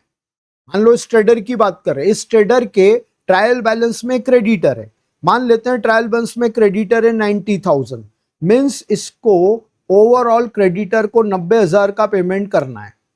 ठीक है ना, ईयर एंडिंग डेट से पहले इसको अपने सारे क्रेडिटर से एक ऑफर आया कि आप जब भी हमें पेमेंट करोगे हम आपको 2% डिस्काउंट देंगे। अब 90,000 के क्रेडिटर को पेमेंट नेक्स्ट ईयर ही होगा क्योंकि ये ईयर एंड हो चुका है, तो 90,000 रुपए का पेमेंट नेक्स्ट ईयर करने जाएंगे तो नेक्स्ट ईयर डिस्काउंट मिल जाएगा। इसके लिए करंट ईयर में एक प्रोविजन बन जाता है, provision for discount on creditor. कई टीचर्स ये कहते हैं कि provision for discount on creditor wrong है, इससे प्रूडेंस वायलेट हो रहा है। अच्छे से सुन लेना बेटा, ये गलत नहीं है। जिस डिस्काउंट के मिलने की श्योरिटी है उसके लिए आप प्रोविजन बना रहे हो, गलत थोड़ी हुआ। और अगर accordingly provision for discount on creditor wrong है, आप बोलते हो प्रूडेंस वायलेट हो रहा है, तो भैया फिर अक्रूड इनकम भी रॉन्ग है। आप अपनी बुक्स ऑफ अकाउंट से अक्रूड इनकम हटा दो। अक्रूड इनकम भी तो इनकम करंट ईयर में अर्न हो गई, मिलेगी नेक्स्ट ईयर, रिकॉर्ड करते हो कि नहीं? इसी तरह से provision for discount on creditor भी रिकॉर्ड होता। दूसरा प्रूफ मैं ये दूंगा इसके करेक्ट होने का, अगर ये रॉन्ग होता तो आईसीआई के मॉड्यूल में नहीं होता, पास्ट एग्जाम्स में एडजस्टमेंट नहीं आता। तो ये करेक्ट है। अब आपको कैलकुलेट करना है किसका, यहां बोल रहा है 2%, किसका 2%? नेट क्रेडिटर का। वैसे तो क्रेडिटर पर बहुत माइनर से एडजस्टमेंट इफेक्ट हो रहे हैं, बट इन केस अगर आपके क्वेश्चन में क्रेडिटर पर कोई एडजस्टमेंट इफेक्ट कर रहा है तो उस एडजस्टमेंट का क्रेडिटर पर इफेक्ट देने के बाद जो नेट क्रेडिटर बचा उसका 2%, राइट। और इसके डबल इफेक्ट होंगे बेटा G P and L credit. ये वन एंड ओनली प्रोविजन है पूरी अकाउंटेंसी का जो इनकम के लिए प्रोविजन बन रहा है, तो ये हो जाएगा पी एंड एल क्रेडिट। और फिर इसका सेकंड इफेक्ट होगा deduct from creditors,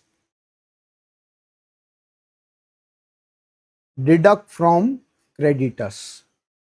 P and L credit में आएगा और क्रेडिटर से माइनस हो जाएगा। ये इसका कंप्लीट इफेक्ट है बेटा जी। यहां पर इस वीडियो में मैंने फाइनल अकाउंट्स के कंप्लीट एडजस्टमेंट आपको डिस्क्राइब किए हैं। ट्रस्ट मी बेटा, इन सारे एडजस्टमेंट्स को जब आप प्रॉपरली समझ लेते हैं और फिर क्वेश्चन को सॉल्व करने स्टार्ट करते हैं तो आपके क्वेश्चन को 100% एक्यूरेट होने से कोई नहीं रोक सकता है। ये वीडियो प्रॉपर देखिए, कोई मुझे मार्केटिंग नहीं करना है, कोई मैं यूट्यूबर नहीं हूं, मैं स्टूडेंट्स की हेल्प के लिए वीडियो बना रहा हूं और ये आपके फायदे का। एक बार में कॉन्फिडेंस नहीं बने, डबल देखो, प्रॉपर तरीके से ये देखो। बस एक रिक्वेस्ट कर रहा हूं, दो रिक्वेस्ट कर रहा हूं, वीडियो अच्छा लग रहा है अपने फ्रेंड्स में सर्कुलेट कीजिए, क्योंकि मैं चाहता हूं ज्यादा से ज्यादा स्टूडेंट्स को इसका बेनिफिट मिले। दूसरी बात, एक कमेंट जरूर मारिए नीचे, ऐसा लगा मुझे थोड़ा सा मोटिवेशन मिलेगा। टू बी फ्रैंक, मैंने वीडियो रिसेंटली बनाना स्टार्ट किया है और आपकी जो क्रिएटिव सजेशन होगी मैं उसको फॉलो करूंगा। ओके बेटा, तो आई होप आपको मजा आया होगा। इस जर्नी में बने रहिए, अगले वीडियो के साथ अपन फिर मिलते हैं। Thank you, good day, take care, ध्यान रखिए अपना।